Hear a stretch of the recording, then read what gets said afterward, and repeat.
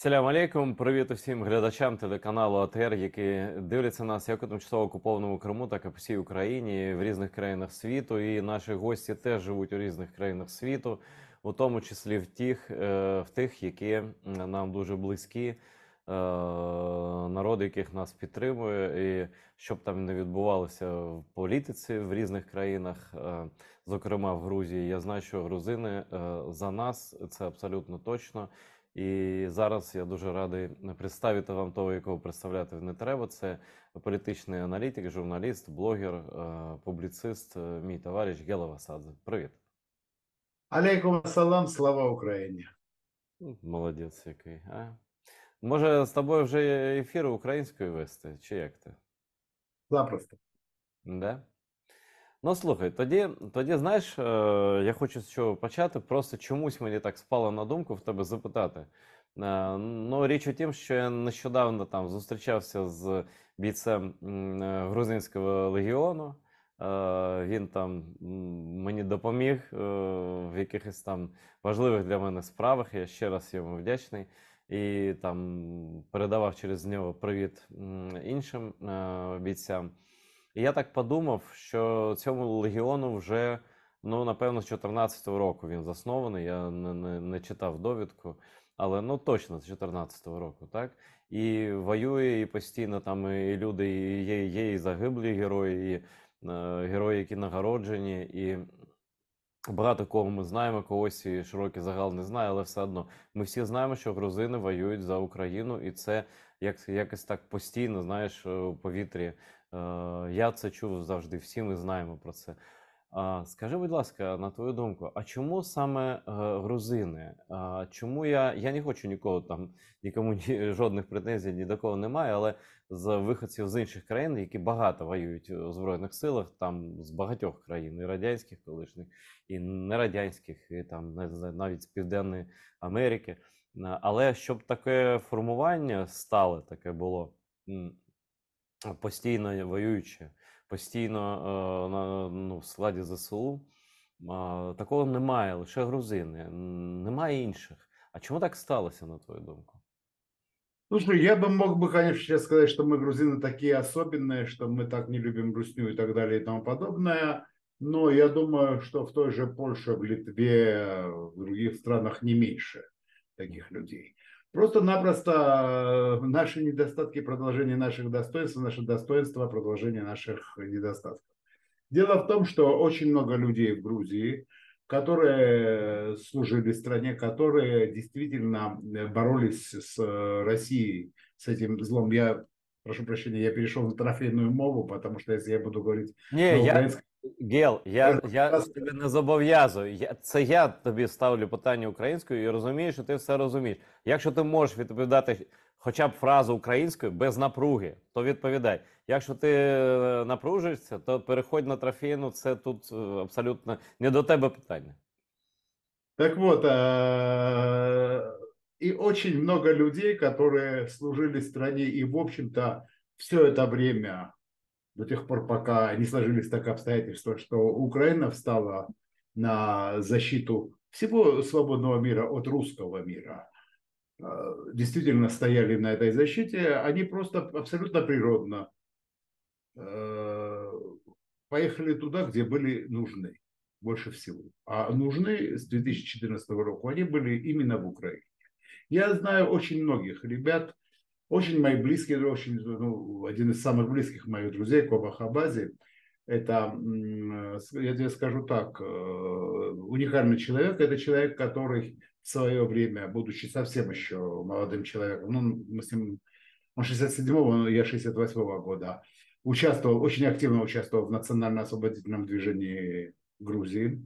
Это человек, который, благодаря спортивным навыкам которого был сброшен, ну, наверное, один из самых больших Ленинов, если не в Советском Союзе, то в Грузии. Это Ленин был в Батуми, он был гигантский абсолютно. Ну, в общем, к нему тогда подогнали. Еще, кстати, коммунисты были, советская власть еще была. К нему подогнали трактор, ну, зацепили его за низ. Ну, не получается. Значит, нужно сверху зацепить. И вот он забрался сверху. Есть фотография, он на голове О, Ленина. я видел это фото, сдается, так. Набросил на него этот, спустился. Ну, там где-то в пятиэтажный, это в шестиэтажный дом было только, а он еще на постаменте стоял. Была только эта фигура. И дернули, оторвалась голова. Ну, все очень сильно радовались этому, но нужно-то и памятник снести. Он опять залез. Он говорит, как мне неохота было во второй раз лезть туда. И опять залез. Ну, в общем, в конечном итоге это. Это был человек, который боролся с режимом Аслана Абашидзе, который был абсолютно пророссийским вождем. Это был человек, который, в общем-то, начал революцию РОС. Я тут без всяких этих, без в Грузии, я тут просто, это история, чистая история, я скажу так, что было. Ну, предвыборная кампания 2003 года, национальное движение проводит свой митинг, свое шествие, как и все остальные партии, но все знали, что есть запретный квартал. Вот есть же в Китае запретный город, Мгм. а в Батуми есть запретный квартал. Был тогда. Это там, где сидел Аслан Абашидзе. И вот туда нельзя было ни в коем случае заходить. Он настоял, что, ребята, все равно мы идем туда. Мы пройдем мимо его. Он нас должен услышать. Но в итоге его избили до полусмерти и еле-еле вытащили. Честно говоря. Это человек, который в Дачалоке, мы вместе с ним стояли, чему я очень горд. Когда мы освобождали Аджарию от этого упыря Аслана Абашидзе спустя год. Даже меньше, чем год, через полгода. И человек, который всегда был, ну, который, конечно же, не то, что безусловно поддерживал, но это наша с ним организация «Свободная зона», была представлена на Майдане. И да, очень трагичное то, что у нас наш друг, наш член «Свободной зоны» погиб там, это Давид Липьянин. Была у нас своя палатка, мы туда ездили и все. И, наконец, этот человек, конечно же, когда началась эта война, ну он был членом парламента, он был вице-премьером правительства Аджарии, он действующий политик, очень серьезный действующий политик. Вот многие наши политики поехали на эту войну. Кто-то неделю, кто-то 3 дня, кто-то в Киеве с автоматом попозировал. А он просто поехал и начал воевать. Речь идет о Кобе Хабасе. И воевал, вот буквально сейчас он приехал на свой день рождения в отпуск, посадил в своей деревне в Иставе 2 своих внучек маленьких в эту корзину для сбора мандарин и ходит их катает и смеется. Ну, Коба сейчас минометчик. Минометчик грузинского легиона. Вот я просто привел один пример. Я знаю, что там очень много очень достойных, и простят меня другие, те, которые там. Но я просто привел один пример профессиональных военных. Коба же не профессиональный военный, хотя стал профессиональным сейчас уже. Много достойных людей, просто очень много достойных людей, еще и к тому же были не востребованы в Грузии.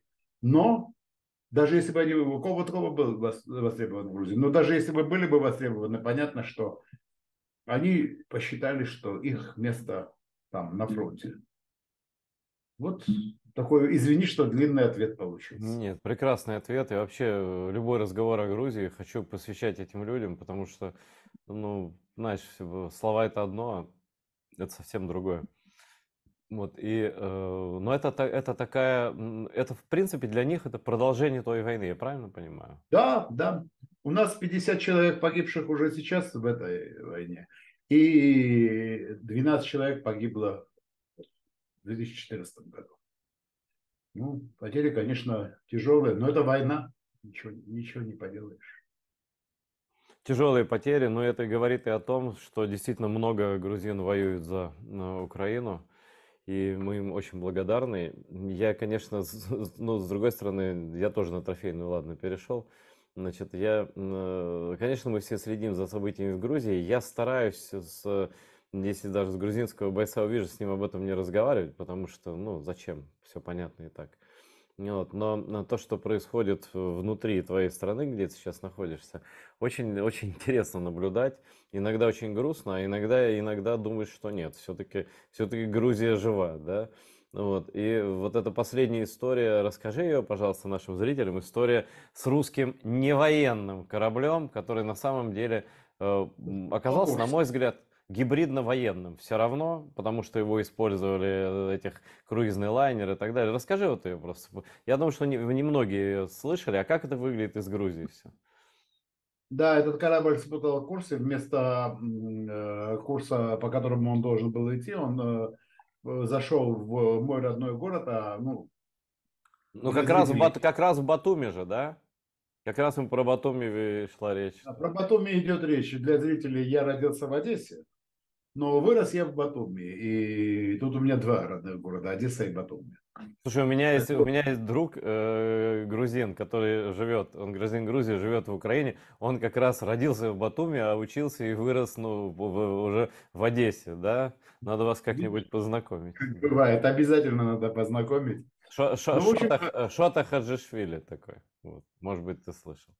Вот. кстати, Хаджишвили, он из наших, то есть он из Аджарии, скорее всего. Да, из Аджари, я же тебе говорю, из Батуми. Да. Ну, из Батуми это не обязательно из Аджарии, но он аджарец.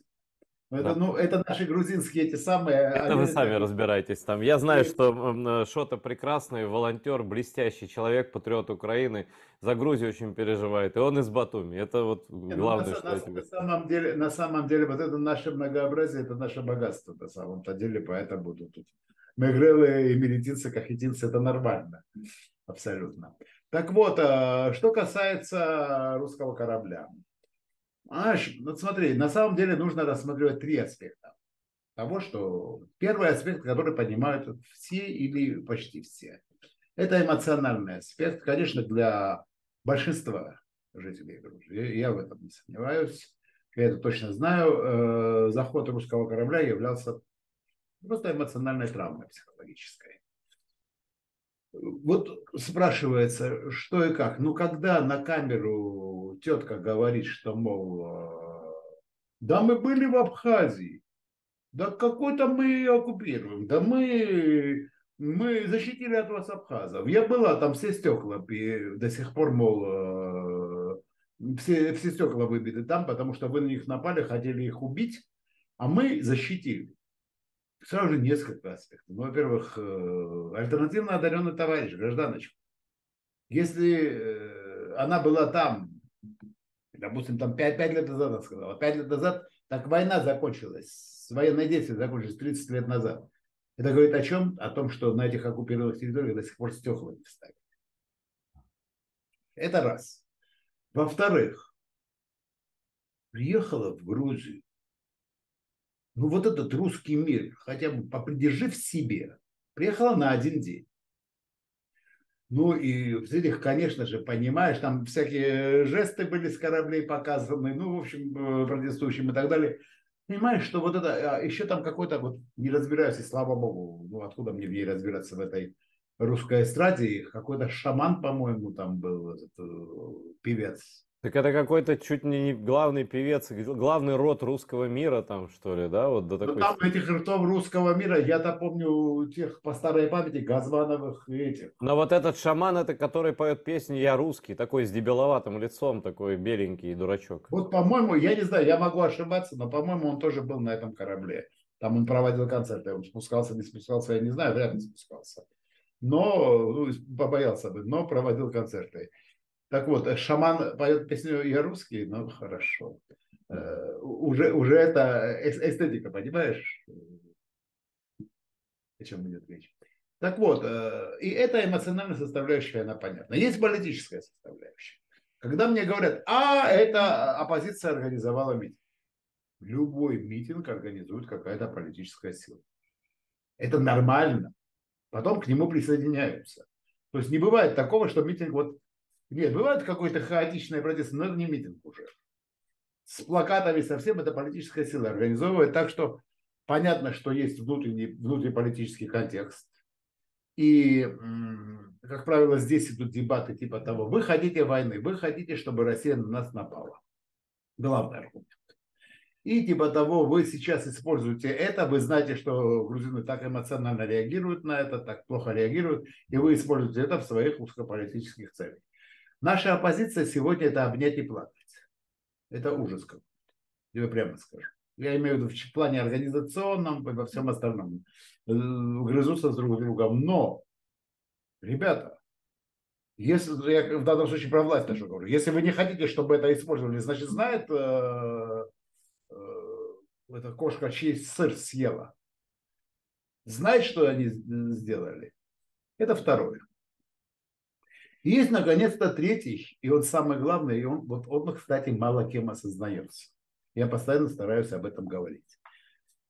Это глобальный аспект. Я не говорю о моральной стороне дела. Вот с моральной стороной дела понятно все. Я говорю о геополитике в данном случае. Ну что такое, вот спрашивали, ну что туристы и так приезжают, вот из самолета запустили, ну что, какая разница, турист приедет кораблем или самолетом? Ну, во-первых, потому что самолетом уже скверно очень. А то, что кораблем и дело не в туристе, дело в корабле и в самолете.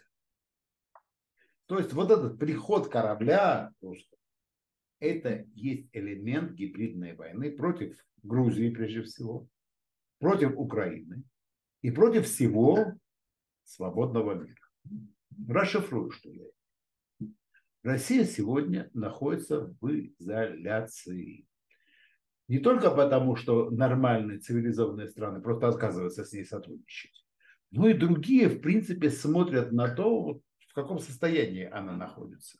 И, в общем-то, стараются дистанционироваться, хоть и делают на ней деньги. Это раз.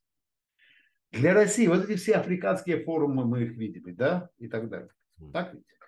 Для России жизненно важно показать, что, ребята, ну, мы не совсем конченые, вот есть люди, которые с нами еще разговаривают.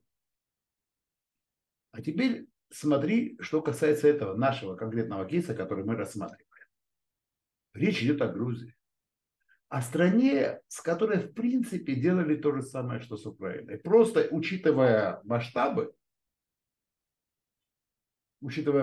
ну, с Грузией города бомбили, территории оккупировали, бои шли, людей убивали, ну, а в этом перечне просто масштабы. Да? Ну, еще то, что нас спасли с помощью военно-гуманитарной операции, но я не думаю, что если сейчас бы началась бы военно-гуманитарная операция, остановила бы это русских, и они заставили... А, кстати, они и не вышли в итоге, поэтому это уже другая история. И вот они показывают и своим, и чужим. Что, ребята, смотрите, то, что мы сделали с Украиной, мы сделали и с Грузией. С Грузией все прекрасно. Летаки летят, кораблики плывут, все замечательно. Вот это и есть гибридная война. Это и есть то, что они хотят показать всем. Что кто сказал, что украинцы нас будут ненавидеть за то, что мы сделали? Да нет, ну что вы. Это власти все, это власти, это политика. А политика же грязное дело. Политика грязное дело, когда он делается грязными людьми и грязными руками. Вот что я могу сказать. Поэтому это архиважно, это самый важный вопрос, который нужно понимать. Это инструмент гибридной войны. Ну, то есть, по сути дела, эти люди, вот как они себя вели, там, да, там и не только это было, там один все кричал, что он русский, этим гордится, потом его немножко поправили челюстно-лицевые вот это где-то там вот какие-то связки, вот, и он начал кричать, что он же не оккупант, и вообще он с детьми, ну, чтобы не били. Ну, вот, ну, как обычно, вот это, кстати, хорошая иллюстрация была, этот ролик видел, это тоже у корабля, да, хорошая иллюстрация, что когда они очень борзые, дерзкие, когда они получают, они тут же говорят: ой, меня не трогайте, я с детьми, я вообще-то не оккупант, значит, я вот вышел тут мандаринчиков купить, люблю Грузию, вот, значит. А причем они все любят Грузию, ты знаешь, они очень любят Грузию. Я уверен, что они и Украину любят. Абсолютно. Это, знаешь, еще это напоминает, как, допустим, человек заходит такой и говорит: я тут убил вашего брата, изнасиловал вашу дочь, а теперь наливай мне вина и пляши тут передо мной. Вот они так себя ведут, да, пока не получают отпора. И, конечно, я не знаю, но если для того, чтобы чинить моральный спротив, да, чтобы показывать, что у грузин есть гордость, это нужно быть уже оппозицией в Грузии. То есть вот как бы если ты... Оппозиции, не нужно быть оппозицией в Грузии, но любая акция, она все равно организована. Ну, Любая понятно. акция. Но вообще-то эту акцию, в принципе, ну, а кстати, там же очень странная у вас президентка, да, пани Саломе Зурбишвили, которая поддержала протестующих и сказала, Ну да. что визит этого корабля круизного — это провокация политическая против Грузии. То есть она, по сути, такая Гела Васадзе в платье. И сказала вот то, что ты сейчас сказал. Вот. А как это вообще оценивать? Она же вроде как избрана, вот вроде она как не оппозиция там Она не никакая. Так. просто избрана, она протащена и посажена насильно в это кресло. Слушай, но она же не дура. Она Мгм. прекрасно поняла все. Она прекрасно поняла, что эти ребята делают деньги. Она долю никакой не получает. Она уже получила свое будущее президент. И она совсем не хочет свою репутацию, даже не политическую, свою репутацию Мгм. класть на то, что делают эти. Поэтому она от них дистанционируется. Она сейчас выпустила Нику Гварами, человека, которого посадили за то, что он неправильно оформил машину. На 3 года посадили. Это журналист и редактор канала, И напомню. компания Товары. Мгм. И на том спасибо. Она отказывается подписывать акт помилования Саакашвили, потому что, ну, она говорит, что, мол, а что толку, если я подпишу, все равно 2 уголовного дела в производстве, его не выпустят. Да, правда. Но толк бы был бы, потому что это был бы большой политический эффект. Ну вот, так что Саломе Зурабишвили, все понимают, все знают. Ну, ребят, на самом-то деле, вот когда говорят о переориентации Грузии, еще о чем-то, я высказываю мысль, которая, в общем-то, она на поверхности, но она, просто об этом нужно хорошо задуматься. Что такое смена внешнеполитического курса страны? И возможно ли она? Так вот, в Грузии невозможно. Невозможно потому, что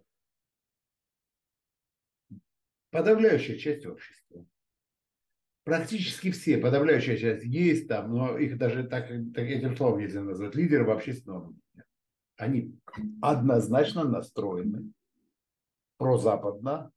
А прозападно, это, вернее, сейчас, знаешь, раньше было проукраинский, прозападно, значит, проукраинский, нет. Сейчас проукраинский равно прозападно, потому что проукраинский это первое, проукраинский, прозападно. И понятно, у нас в Конституции записано. Интеграция, кстати, у вас тоже, Мгм. интеграция в евроатлантическое сообщество, в НАТО и в ЕС. Но что можно сделать? Можно притупить историческую память. Можно урбанизировать Грузию. То есть Европа, да пожалуйста, но Европа ведь она разная, ведь есть еще и Орбан. Это же тоже Европа. Это Мгм. Европейский Союз, пожалуйста. Мы будем дружить не с Путиным, не, с Путиным, не. Это же еще Диада. Оккупировали нашу территорию. Но с Орбаном, а почему мы будем дружить с Орбаном, тут тоже очень хороший довод. Потому что мы за традиционные ценности. И опять Потому все, что Гела, мы сошлось, опять все сошлось на гомофобии, которые просто как какая-то вши живут, вот просто не вылезая эти, вот извините за выражение, мандавошки у них чешутся у всех в одном месте, да. Вот я смотрю, значит, как нечего сказать, начинают говорить про семейные ценности, вот просто, да. вот. Ты понимаешь, они были в социнтерне, они были социал-демократами все это время. И их, кстати, вот камешек в огород наших партнеров и союзников. Миша Саакашвили очень сильно не устраивался. Ну, он был очень неудобен. Вот это то, что он постоянно боролся с Россией, то, что он постоянно дергал, он был очень неудобен и так далее. То, что Иванишвили и его власть привел Запад прежде всего, потому что у России уже не было тогда таких этих самых, это факт. Помогли. Да, они выиграли честно на выборах, но если бы не поддержка Запада, они бы ничего бы не сделали. Вплоть до 22 года, 10 лет, эта власть устраивала и Вашингтон, и Брюссель. Ну смотри, как хорошо, здорово. Перезагрузка с Россией. В Грузии можно забыть. Ну и что 2 региона оккупированы? Ну Да да, ладно. как бы Грузия сказала, мы тут вот порешаем, это не ваши заботы. Ну и слава богу, одной заботой меньше, да. Никто не просит ни оружия, ни безопасности, ни гарантий безопасности, ничего подобного. Никто ничего не просит. Просто речь идет о том, что, да, ну вот Грузия, она есть, она наш партнер, она идет как-то, идет куда-то в НАТО и в Евросоюз, вот так все замечательно. Предварили Саакашвили. За это могут компании, которые близки к власти, зарабатывать деньги, торговать с Россией и так далее. И это все Запад устраивает. До 22 года. даже не до февраля 22 года. Я бы сказал бы до 23 года. До февраля 23 года вообще особо, ну, знаешь, ну ладно, Грузия, пускай вот будет там, где есть, нас это устраивает.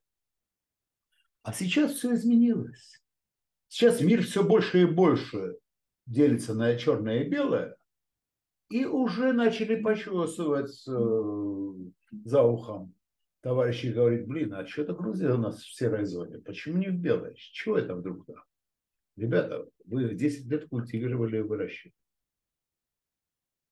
Конечно, сейчас, а сейчас ведь ты чего? Сейчас самое сладкое время. Сейчас можно сделать такое бабло поднять на вот этих всех делах. Ведь, смотри, и это, кстати, была ошибка очень многих журналистов, и наших, и украинских. Вот одна ошибка, она в итоге потом ведет к тому, что власти цепляются и говорят, смотрите, мы же говорили, а они на нас клеветали. Грузия помогает обходить санкции. Да не помогает Грузия обходить санкции. Но она помогает в другом. Вот смотри, вот есть у меня, например, фирма где-то в Европе, компания. У тебя в России, не дай бог, конечно. И я тебе поставлял все это время, ну, блин, газонокосилки. Теперь Россия под санкциями, SWIFT отключен, финансовые эти самые, и кроме всего прочего, ну, репутационные потери. Влом мне в Россию сейчас что-то поставлять.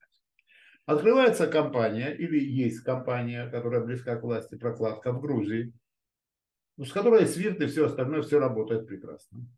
Открывается компания в 3 странах: Армения, Казахстан, Кыргызстан. Почему я эти 3 страны беру? Потому что именно с ними у Грузии возрос товарооборот в 2-3 раза за год. Ничего себе, да? Кыргызам, армянам и казахам Ну что-то да. понадобилось в Грузии. И потом, соответственно, я, как владелец этой компании, посылаю товар, продаю грузинская компания продает армянская, казахская или кыргызская, а те перепродают. Ну, не то, там, понимаешь, конечно, не только Грузия задействована, там задействована и Турция, и Китай, и Индия, и другие страны. Но Грузия очень удобная. И с логистической точки зрения, и со всех точек зрения. Это называется параллельным импортом. Это обход санкций? Нет, это не обход санкций. Это участие в экосистеме России. Это прямая помощь России в том, чтобы они выплывали из того положения, которое, несомненно. Несомненно. Вот это то, да, на этом поднимается большое бабло, но это же безнравственно. Ну ладно, сейчас я тоже о нравственности. О ком я говорю и о нравственности. Да ладно. Просто это и политически опасно, потому что ведь все знают и все понимают. Да, они прислали этого, как его зовут, спецпредставителя. Спецпредставитель сказал, нет, Грузия не обходит санкции, но есть вещи, которые нас напрягают. Понятно о чем. Сказал именно об этом. Засыпались за первую и требовали обвинения от СМИ и от оппозиции. Извинения требовали власти. Вот вам уже сказали, даже 2 спецпредставителя приехали по санкциям США и Евросоюза. Вот теперь извиняйтесь. Но это чисто из-за непрофессионализма. То есть, ребята, объясните людям, что происходит на самом деле. Люди поймут. Примерно вот такая картина у нас. Ну, это понятно. То есть они типа бизнес и бизнес с киргизами. Дальше мы не знаем, что происходит, хотя все знают прекрасно, да. Да? Ну и чтобы наши зрители понимали, вот там могут быть, например, какие-нибудь, я не знаю, там пылесосы, какие-нибудь там пульты к чему-нибудь, из которых вынимаются спокойно микросхемы, а потом они вставляются в ракеты, а потом получается Сейчас, минус. сейчас, кстати, американцы сделали специальный перечень вот этого всего и идут этим. Сейчас мне сказали, что запретили в Россию машины возить, ну, на вторичном рынке.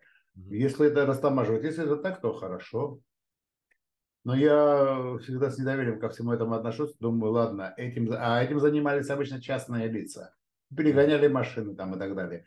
Может быть, тут запретят, а там сделают монополию. Тут тоже Слушай, а вот надо эти, следить. вот эти микросхемы и так далее, это стиральные машинки, микроволновые печи, какие-то там, да, вот телевизоры. По-моему, речь шла о стиральных машинах и телефонах. Мгм. И телефонах.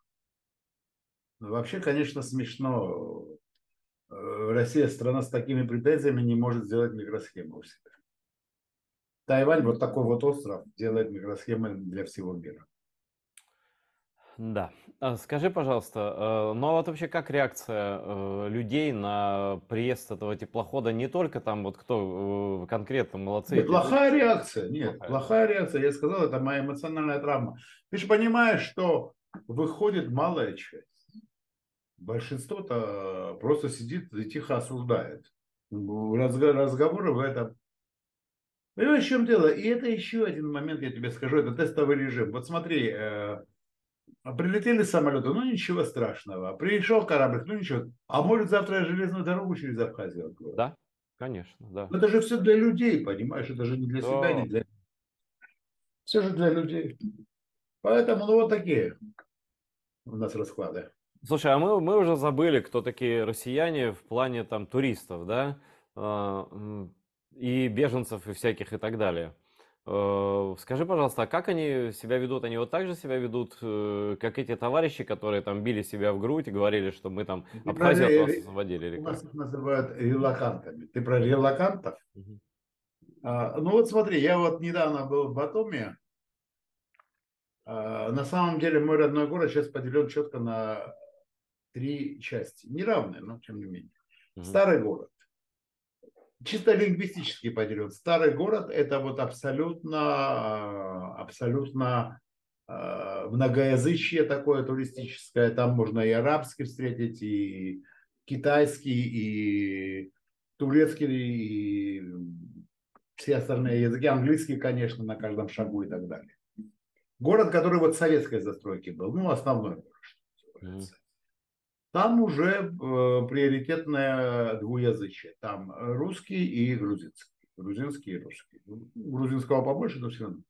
И есть новый город, то есть, который построен вот сейчас, он в Батуми утроился. Так вот, там это вполне себе русское место. От бульвара Качинских, Леха и Марии Качинских, вот выше туда, до аэропорта. Потому что там это новые квартиры, которые или сдаются, или они купили, и там, в общем-то, в основном, и да, есть определенное напряжение. Я не скажу, что они себя ведут нагло, нет, они себя ведут в основном тихо, но определенное напряжение есть среди местных жителей, даже некоторые ездят туда на Новый бульвар цепляться с ними. Ну, молодежь. Такое. Вообще, вот говорят про туризм, да, ты сказал про туризм. У меня был разговор с несколькими туроператорами, они все жалуются на одно. Внимание, доходы туроператоров, по крайней мере, вот этой части, упали на 60%.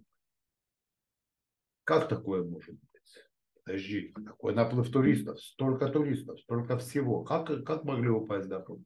Два момента. Во-первых, к нам резко сократился поток из Европы и из арабских стран. Из Израиля еще держится. Резко сократился. Почему? Ну, догадайся сам. А во-вторых, да, приезжает много туристов из России. Так они создали, те, которые приехали, релоканты, они создали свои замкнутые экосистемы. То есть они сняли квартиры или купили, они создали свои турагентства и возят их сюда. Наших это вообще не касается. Со своими туроператорами, со своими водителями, со своими этими самыми гидами, совсем. То есть это замкнутая система, которая сама на себя работает. То есть они и налогов не платят, я правильно понимаю? А как они могут платить налоги, если у нас нет регистрации? У нас нет же Кла- регистрации. Классно Ну вот, устроились ребята. вот смотри, вот приезжает человек из-за границы, он может жить год, не регистрируясь вообще ничего, где он, что он делает, Бог его знает. Потом он может выехать, ну, или в Армению, в Азербайджан, сейчас не выйдешь, закрыты границы, или в Турцию, заехать обратно и Ну, жить еще понятно, год. да. Гела, скажи, пожалуйста, а почему с Азербайджаном-то границы закрыты? А у Азербайджана у всех границы закрыты. И знаешь, что если в свое время мне это еще со времен ковида они не открывают. Если в свое время мне это доставляло большой дискомфорт, я буквально недавно был в Баку и в Шуше на большом медиафоруме. Так вот, я там им сказал, что, ребята, как я вас понимаю, как вы правильно сделали, что закрыли сухопутные границы. Мгм. Самолетом можно, как вы правильно сделали. Иначе у них бы было бы то же самое, что у нас. Это они закрыли от релокантов, ты имеешь в виду границу? Они закрыли от ковида и просто потом уже не открыли. Мгм. Они во время ковида закрыли и сейчас до сих пор не открывают. Понятно, уже понятно, какой ковид. Нет никакого ковида. Но они все равно ограничения продлевают.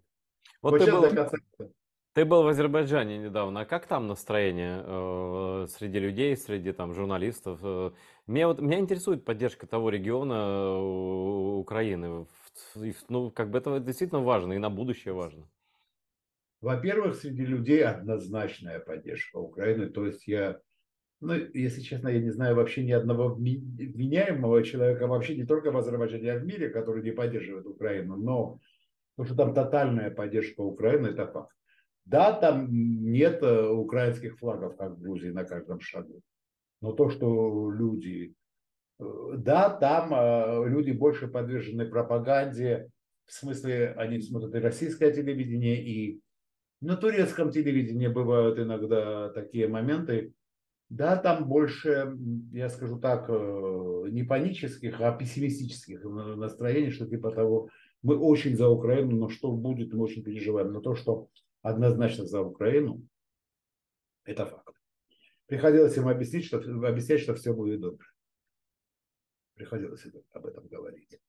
А теперь, что касается официального правительства, то все больше и больше. Хотя они и по понятным причинам, они всегда играют на обоих досках.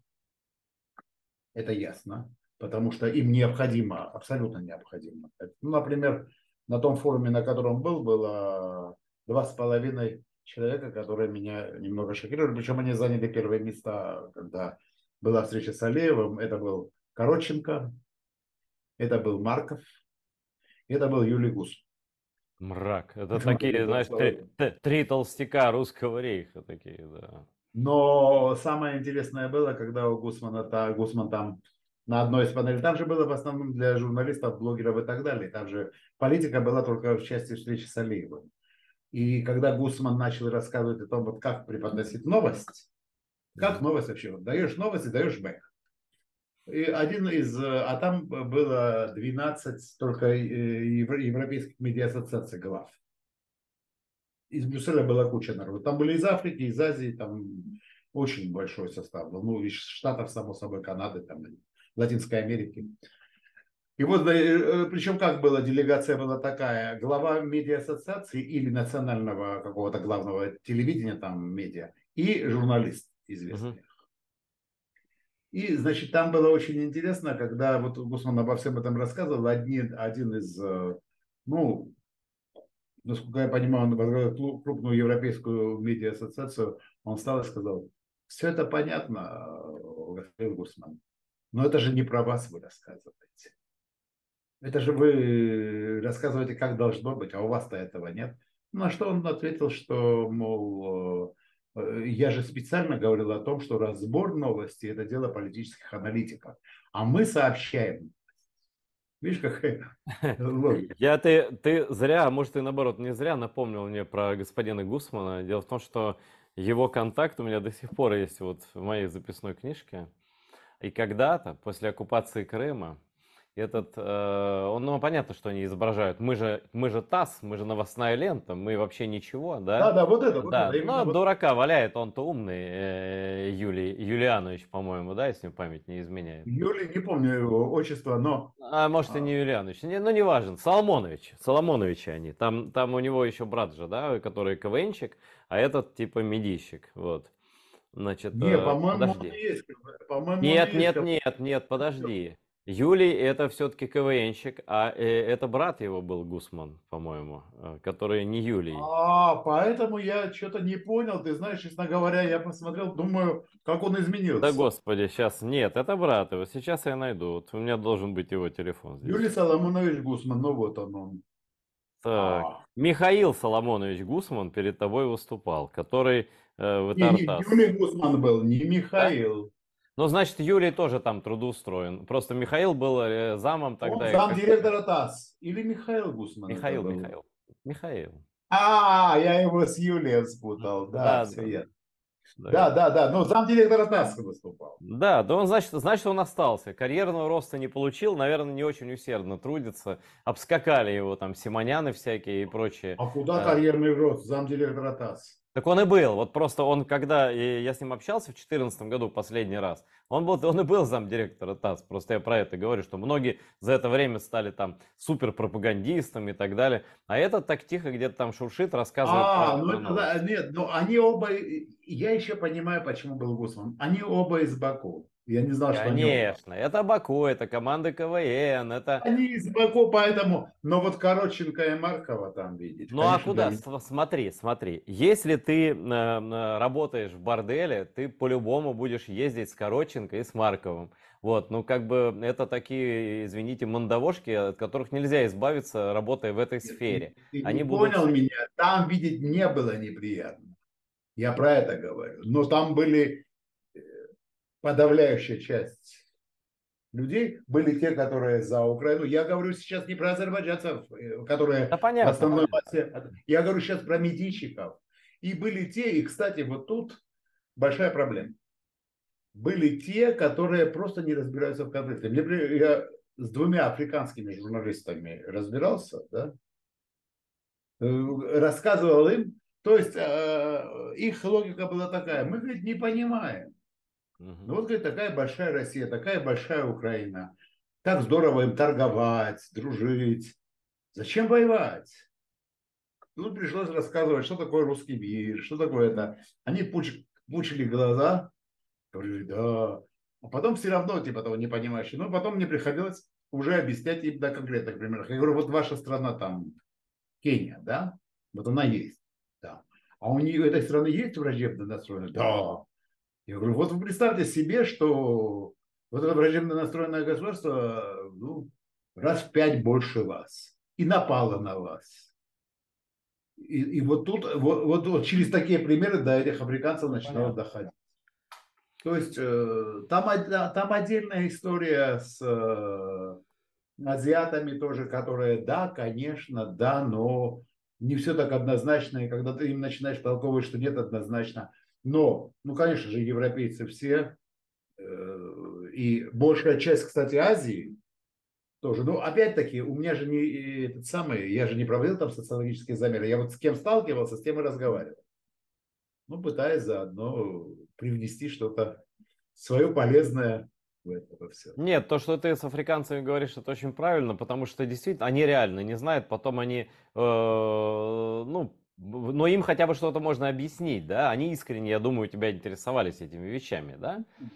Да, абсолютно. Да, вот Михаил Соломонович Гусман, я почему о нем вспомнил, ты мне напомнил, и я тут же вспомнил Юлий, его. не Михаил, Как Юлий. Михаил это который КВНчик, а Юлий Нет, это который. наоборот, Юлий КВНчик, Михаил это иторговец. Хорошо. Да. Ну, короче, не важно. Я про Михаила говорю. Я Юлия тоже общался с ним, а Михаил со мной переписывался. И вот когда, ну и виделись мы пару раз, и он все время, когда мы виделись в 2014 году, когда оккупация Крыма была, он жал мне руку так и заговорчески говорил, ты такой молодец, я полностью тебя поддерживаю. Говорил он, когда я писал, что Крым оккупирован незаконно Россией и так далее.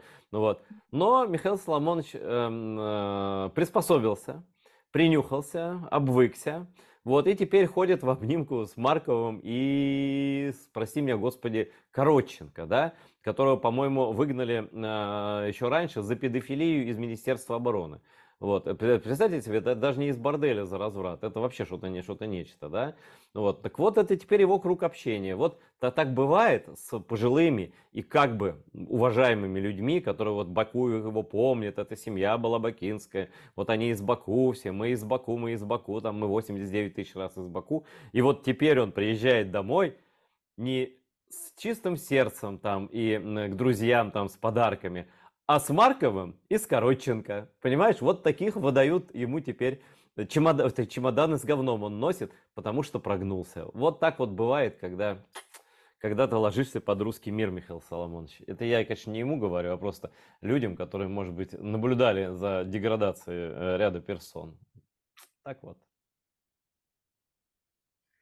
Ну, знаешь что, жалеть мы их не будем, но Нет, жалеть мы их не будем. у каждого свой выбор в конечном итоге, да. Жалеть мы их не будем. Скажи, что с Саакашвили сейчас? Ну, Саакашвили сейчас то же самое, что и было. Саакашвили, знаешь, когда мне говорят, что Саакашвили не болен, он симулирует и так далее, у меня только один аргумент. Ребята, ну вы его фотографию или видео видели? Ну как вот такой человек в таком состоянии может быть не болен? Да, конечно. Это первое. И второе, когда говорят, вот Саакашвили не политически заключенный, вот ну мы его не любим, ненавидим за то, что он там плохо что-то делал и так далее. Ребят, я даже не буду сейчас спорить, виновен Саакашвили или нет. Вот сейчас я об этом спорить не буду. Я спрошу Саакашвили, даже не как президент Грузии, а как гражданин Украины, имел право на справедливый суд или и имел такую возможность или нет? И у меня ответ на этот вопрос нет. Не было справедливого суда, не было политически немотивированного суда. Покажите мне политически немотивированный независимый суд, который вынес приговор Саакашвили, и я с этим приговором соглашусь. Ну, кто я такой, чтобы не соглашаться? Но когда я знаю, что приговор писался не в зале суда и не в комнате судьи, а в другом месте, как можно не признать этого человека политическим заключенным? Объясните мне. И третий момент, последнее. Если человек так был, если он не получил права на справедливый суд, с точки зрения даже не гуманизма, оставим в покое гуманизм, хотя почему оставим в покое? С точки зрения политической целесообразности для Грузии, разве не стоит его отпустить на лечение сейчас? Отпустите и скажите, что когда вылечится, он должен обязательно вернуться. Если он не вернется, это уже будет, что называется, на нем, правильно же? Ну да. Но и этого не происходит. Вот что Саакашвили. Ну и никаких перспектив там не просматривается, несмотря на просьбы Зеленского там и так далее. Знаешь, то, что Зеленский включился в это дело, это очень важно, это очень здорово, но без нажима из одного конкретного места, из Вашингтона, ничего не будет. Должны сказать из Вашингтона. К моему величайшему сожалению, из Вашингтона не говорят. Не знаю почему. Видимо, большая политика, большие интересы и так далее. Но я считаю это неправильно, потому что, да, Америка это великая страна, это большая страна. Но у нее не так уже много друзей, чтобы можно было ими так раскидываться.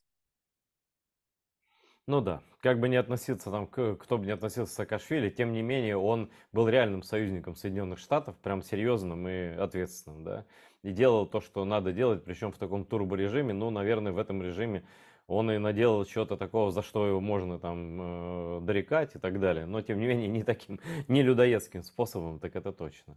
Вот. А скажи, пожалуйста, вот кто является сейчас наиболее ярким голосом за то, чтобы не помогать Украине, не вставать на сторону Украины, и чем они это аргументируют? Вот, наверное, я так подозреваю, я же не знаю ничего, что вот они потом скажут, а зачем вы дружили с русскими? Ну как, мы спасали Грузию, мы спасали грузинский народ от русской оккупации, а теперь, когда вот мы видим, что Россия уже ничего не может, мы снова хотим в ЕС, в НАТО, Украина наш лучший друг, вот и ничего личного, вы же понимаете, мы тут вот просто тихо сидели за занавеской.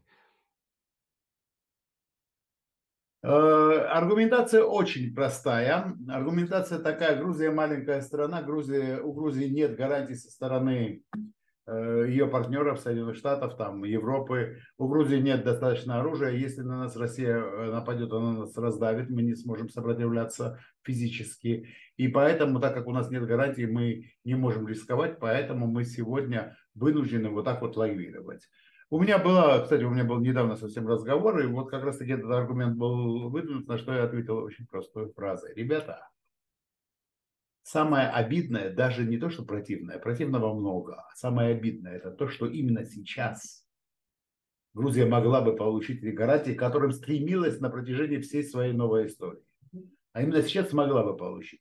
И вот эта позиция, голова в песок, она именно делает так, чтобы мы эти гарантии не получили. Гела, тогда вопрос. Каким образом, как ты видишь альтернативную политику, если вот ты, ну, ты, например, был бы человеком, Не дай который бог, определяет политику Грузии, не надо. внешнюю политику? Да. Очень активная поддержка Украины. И на том же треке переговоры о том, что, ребята, вы же понимаете, что мы очень активно сейчас впряглись за Украину, поэтому мы сейчас под ударом, Мгм. поэтому дайте нам тоже какие-нибудь гарантии безопасности, чтобы они на нас не напали. И я думаю, что сейчас это можно было бы сделать. Да, рискованно, но я считаю, что это единственный путь. И с моральной, и с политической точки зрения. Но эти парни и девушки не способны, которые у власти. Эти парни нет, они идут по линии наименьшего сопротивления, тем более, что тут еще бабло можно заработать. Ну что, и они все сводят к тому, что это оппозиция, это вот внутриполитическая борьба, поэтому мы же... Нет, они всегда говорят одно, смотрите, а что мы не делаем? Гуманитарную помощь посылаем, как его зовут, на всех международных площадках голосуем за Украину, более того, инициируем даже это все. А что мы плохого делаем? Они считают, что украинские власти к ним несправедливо относятся еще. Но, как говорится, по форме правильно, а по сути откровенно издевательство. Вот так вот. Расскажи, давай поговорим о Черноморском регионе, потому что, ну, фактически Россия претендует на то, чтобы просто завладеть Черным морем, ну или, по крайней мере, большей его частью. Это не получается на самом деле военным путем. Они пытаются гадить, но до конца у них это не выходит. Они, наверное, сами тоже немножко побаиваются и украинских ракет, и дронов, и так далее. Вот, а как тебе видится? Вот и новость, одна из последних новостей была, что значит, Эрдоган пригласил фюрера, значит, в Стамбул, и что-то там будет. То есть, как ты думаешь, Россия сломается по поводу вот этой зерновой сделки или будет продолжать и до конца свой шантаж, то есть подбивать гражданские суда, рушить инфраструктуру, но они и так ее рушат, а украинскую-то Я, они рушат и сейчас. Вот я что твой могу прогноз? ошибаться, я могу ошибаться, но я думаю, что Россия уже сломалась. Просто-напросто сейчас они будут искать достойный выход из положения. Ну, типа того, уступите нам что-то, но чтобы мы могли. Потому что в зерновой сделке заинтересованы, ну, Турция это одно, уже и Китай об этом сказал, что он заинтересован в продолжении зерновой сделки. Индия уже об этом заявляла. То есть те страны, от которых зависит выживание России просто напрямую. Поэтому я думаю, что они все-таки сломаются. На самом-то деле, я думаю еще вот о чем. Я думаю, что, конечно же, вариант зерновая сделка без России Украину больше устраивает и всех нормальных людей, чем зерновая сделка с Россией. Это моя субъективная точка зрения. Ну, для этого нужно всего-то ничего, уничтожить Черноморский российский флот, все еще состоящий из 80 единиц каких-то там плавсредств. Ну, как показала практика, для этого даже этого не нужно. Для этого достаточно еще пару раз ударить по Крымскому мосту. Или так. А ну-ка про Крымский мост, твоя версия, интересно тоже услышать. Вот что значит для них Крымский мост? Для них это сакральный символ, по которому наши просто взяли и как бы это и ударили. Вот я хотел сказать другое слово, то держаться. Но сакральные, да, но там и логистика серьезно идет. То есть как бы, Там серьезная логистика. да. Жаль, что не попали в железнодорожную опору. Попали бы в железнодорожную опору, толку было бы больше. Но я думаю, в следующий раз попадем. А почему Россия так сильно щеки надула? Вот мне тоже интересно, да? Может быть, у тебя есть какая-то своя версия.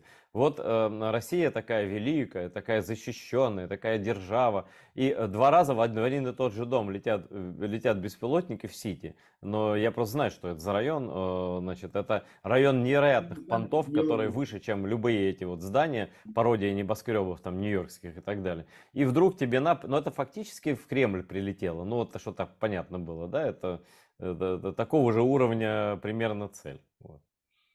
Нет, ну а что? Замечательная операция ВСУ.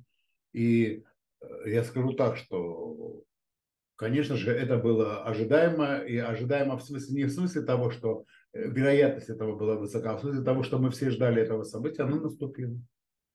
И оно, я очень сильно надеюсь и практически уверен в том, что будет больше, лучше, точнее. А скажи мне, а из Крыма к вам ничего не плавает, да? Никакие не грузовые суда, ничего не заходят к вам? Конечно. Ну, слушай, Нет, слава да? богу. То есть до такой степени как бы лояльность России не Не-не-не, продвинулась. они очень сильно боятся попасть под санкции, они делают все, дуют на воду и так далее. Так вот. Скажи мне, вот мне просто интересно, как люди относятся к тем людям, которые воюют в Украине. Мы их обожаем, да? В Грузии они герои, но среди людей, я имею в виду. Герои, конечно. Герои, Конечно, да? герои. Ну, как же иначе? Конечно, герои. Ну, люди разные, конечно, но для большинства они герои. Ну, то Для есть некоторых все-таки, ну, то есть все-таки то, что там правительство, власти, как угодно, но все равно грузинский народ, он все равно однозначно с Украины и так, на так, огромный так, так процент. ведь, так ведь правительство и власти тоже говорят, что типа того, мы с Украиной, нас обижают просто, нас не понимают. Как этот сказал Папуашвили, это наш этот, спикер, раз так, мы будем дружить с Украиной в одностороннем порядке. Что все посмотрели на него, дядь, ты что? Ты что Я несешь? что-то задумался, что такое дружить в одностороннем порядке, пока не понял. Вот, ну, Ну наверное, вот это так, что-то особенное, да. да. Что-то, что стоит попробовать. Просто я никогда такого не У было. них по отношению к России стратегическое терпение, а по Ага. отношению к Украине дружиться в одностороннем порядке. Ты видишь, смотри, как в Грузии, какие политические терминологии новые, да? Просто неологизмы, такого не изобретешь, так сказать, в нормальном режиме-то. Да? Ну вот, яка страна, такие политики. Скажи, а вот мы, конечно, ну, знаем там Вахтанга Кикабидзе, к сожалению, его нет уже в живых, да, а грузинские исполнители, известные в мире, да, там есть такие, которые за Украину, а есть такие, которые за Грузию, а есть такие, которые ни за кого. Вот тоже, мы же тоже слушаем музыку, для украинцев теперь это важно, да, Ну, поддерживает человек сейчас, нашу страну или нет, да. сейчас исполнители, которые известны вот так вот в мире, это в основном молодые группы, они, конечно, все однозначно за Украину, бегают с украинскими флагами, выступают с украинскими флагами, поют украинский гимн и так далее. Это естественно. Ну, а старичков-то уже и не осталось. А Ну, вот они эта брегут. певица оперная, по-моему, которая все время в России выступала, она сейчас как? Я забыл, как ее зовут. Да, но она больше известна как та, которая выступала в России. Ей не дали выступить в Грузии, потом ей не дали выступить в Северной Осетии сейчас. То есть недавно была комичная новость, она сказала, мне ни там не дают выступать. Ну и правильно. Какая прелесть. Значит, тебя и там знают, вот, что... И она вот выходит, и русским не понравилось до конца, да, и тут и Там тут. осетинам она конкретно не понравилась, А. потому что она грузинка. И, ну, а в Грузии сказали нет, потому что она выступала в России. Как ее фамилия? Ну что мы такие с тобой, вот, не Не музыкальные? помню я сейчас, как ее фамилия, честно Но говоря. известная оперная певица, ее и Да, все да, слушают. известная оперная певица, я сейчас скажу, подожди секунду. Мгм. А, Меги Гогитидзе. О, я ее не знал, это я другую имел в виду. Я имел в А, ну, виду какую-то другую другую. грузинку? Да, Не. известную. Нет? А, и у вас есть такой вот какой-то футболист очень известный, мальчик молодой, который где-то в Италии, да, звезда. Кварацхелия, да. А он нормальный парень? Нормально абсолютно. Наш? Все нормально, Можем, да, можем наш, болеть за него? наш. Наполи наше все. А у вас теперь вся страна за Наполи болеет. Это такая Да, конечно. грузинская команда, да? Конечно, Наполи это наше все. Закругляемся. Мы Это за запись, да? закругляемся, потому что у нас время прошло, Время прошло, а меня ждет тоже запись.